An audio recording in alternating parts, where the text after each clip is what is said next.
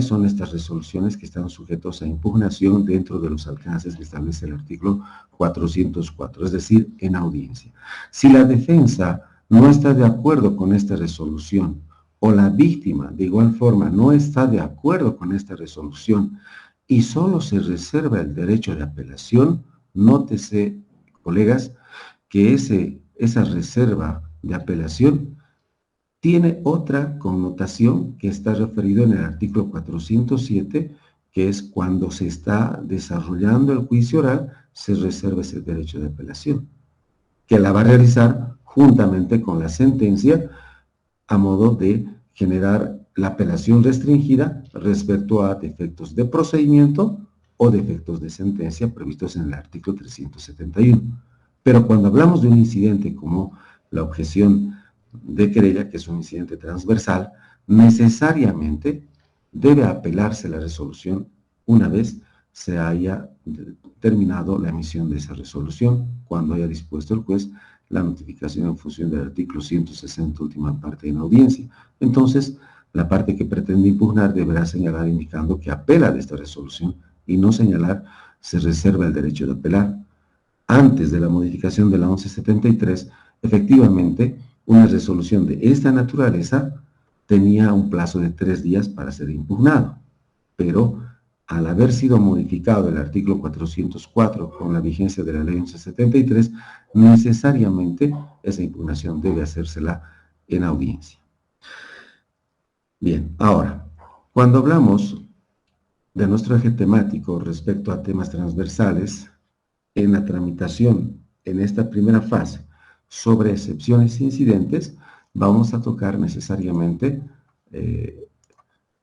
y vamos a abordar lo que significa las excepciones e incidentes como forma de obstáculo procesal en el desarrollo del proceso penal. En ese sentido, vamos a iniciar una primera parte que es la temática transversal de excepciones e incidentes de manera muy puntual, porque hablar de excepciones e incidentes importa desarrollar cada numeral del artículo 308, pero necesariamente debemos de abordar cuál es la finalidad de estas excepciones e incidentes que se generan dentro del proceso penal, ¿no? ¿Cuál es el objeto? ¿Cuál es la finalidad del planteamiento de este tipo de excepciones e incidentes? ¿No? ¿Cómo se origina dentro de la acción penal? ¿Cuáles son esas excepciones en materia penal? ¿Cuál es el trámite de acuerdo a la etapa del proceso? Y precisamente distinguir los incidentes que establece en nuestra legislación boliviana. Cuando hablamos de las excepciones e incidentes, necesariamente debemos de remitirnos al jus puniendi del Estado, ¿no? Ante una noticia criminosa se puede establecer que se promueve la acción penal, esa legal promoción, respecto a la espera de un resultado que vaya a generar una reparación del daño, que vaya a generar una forma de resarcimiento de esa pérdida que ha generado en la víctima, o que, como se llama de a pie, el buscar justicia con esta emisión de sentencia. Entonces, cuando hablamos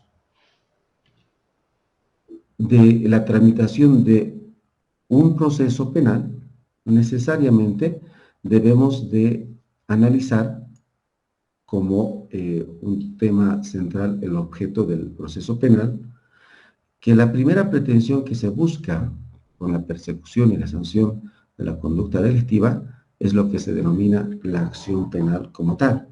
Y una segunda parte es el resultado de esta acción penal que tiene que ver con esta sentencia.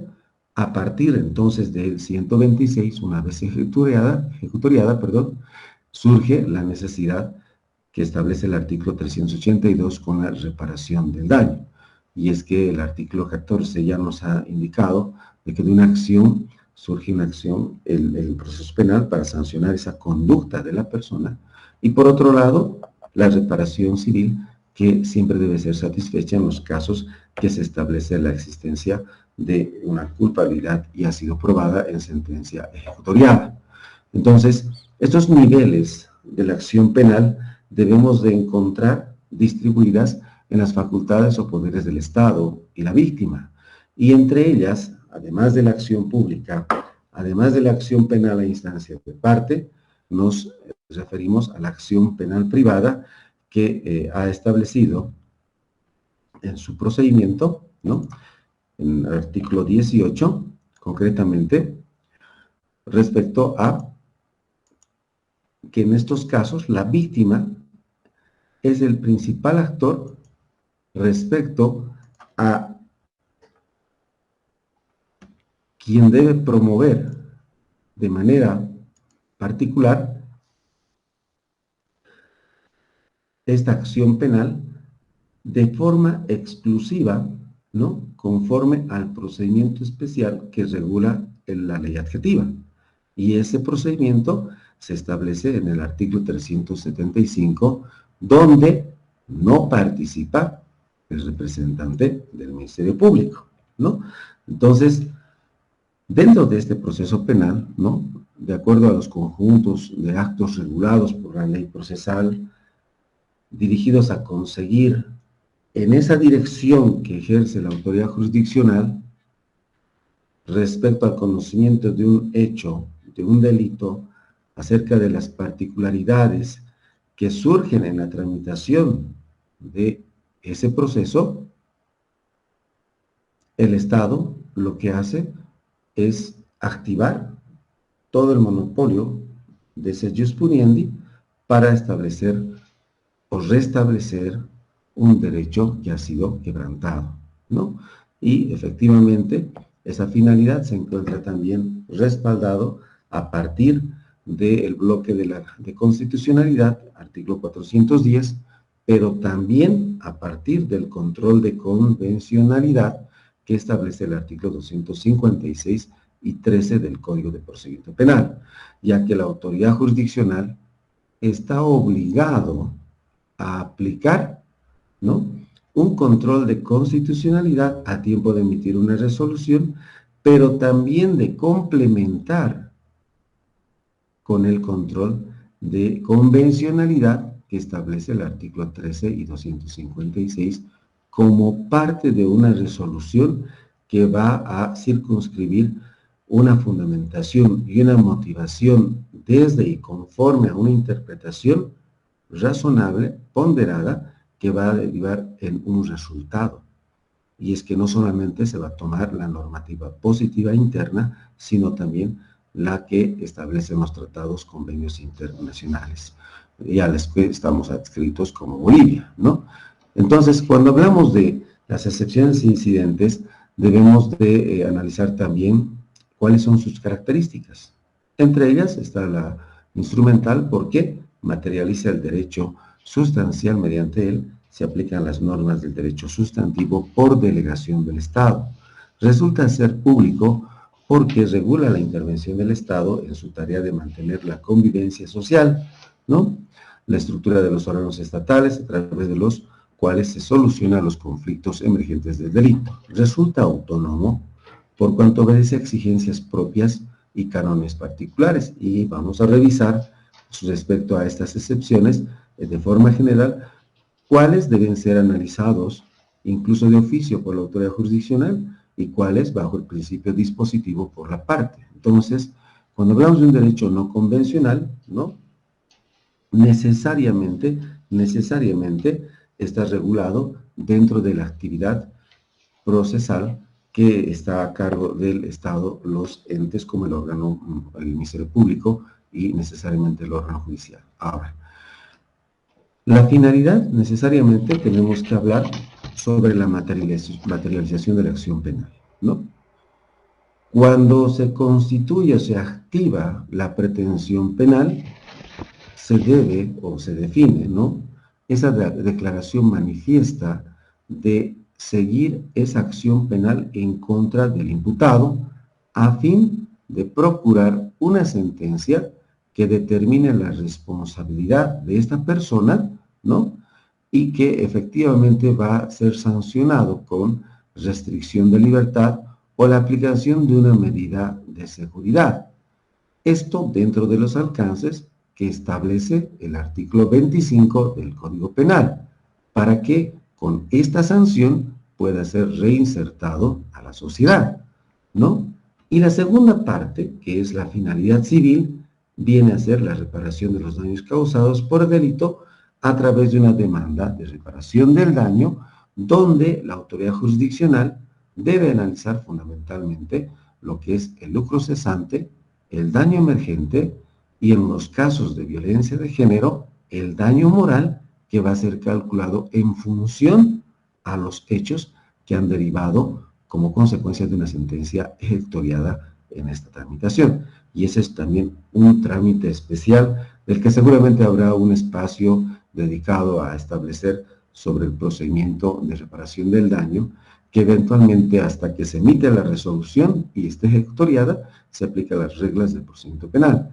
Pero una vez ejecutoriada la misma, para la ejecución de esa sentencia que determine un monto a ser reparado, se utilizan las reglas del procedimiento civil para la ejecución de esa sentencia. Entonces, también tenemos que hablar del debido proceso, que lo vamos a ampliar un poco más adelante respecto a las medidas cautelares, cuando vamos a tocar de manera general también.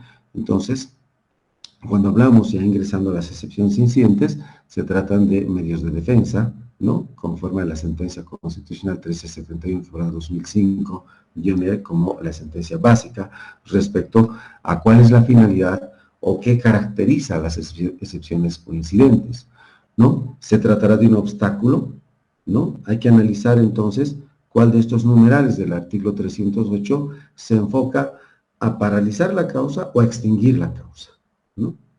Entonces, la posición procesal, al ser planteada, resulta opuesta contra la acción penal, porque va o extinguir o va a frenar para generar una circunstancia de dilación procesal o también de saneamiento procesal. Entonces, el artículo 308 ha establecido que a partir de la finalidad que establece Klaus Roxin, identifica cuando se habla de la capacidad jurisdiccional del tribunal, estamos hablando de una excepción de incompetencia.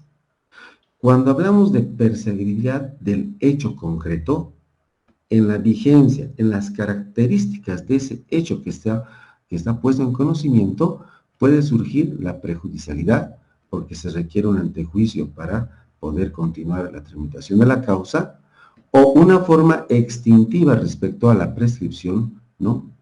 O la duración máxima por vencimiento de plazo, o la cosa juzgada. La litispendencia, por cierto, ha sido derogado con la ley 1173, ¿no? Y cuando hablamos de un tercer elemento de perseguibilidad del acusado respecto a su capacidad, hablamos de la falta de acción por la legal promoción, porque no fue legalmente promovida, o porque existe un impedimento para seguirla. Entonces, haciendo esta división, arribamos en que las excepciones pueden denominarse dilatorias porque detienen el proceso temporalmente, pero no la extinguen. Y es el caso de la prejudicialidad o la incompetencia, ¿no? La litispendencia seguimos manteniendo porque en otras legislaciones es reconocida. Y de pronto en una modificación sustantiva pueda volver a incorporarse este tipo de excepción de litispendencia, ¿no? O las excepciones perentorias, ¿no? Las que pretenden que se declare la inexistencia o extinción de la acción penal toda vez que atacan al contenido de la acción. Entonces, podríamos hablar de la extinción de la acción penal y la cosa juzgada. Bien, ahí está el artículo 308, donde se establecen las excepciones e incidentes, ¿no? Ahora, ¿cuándo debe interponerse estas excepciones? En el proceso público se va a interponer desde el inicio de la investigación, ¿no es cierto? Entonces, 10 días después incluso de haber sido notificado con el acto vulneratorio, ¿no? Y la jueza de instrucción en esa etapa lo que va a hacer es llevar una audiencia en el plazo de 3 días y podrá resolver la misma. Si no asiste la parte que ha solicitado este tipo de excepción, entonces se tendrá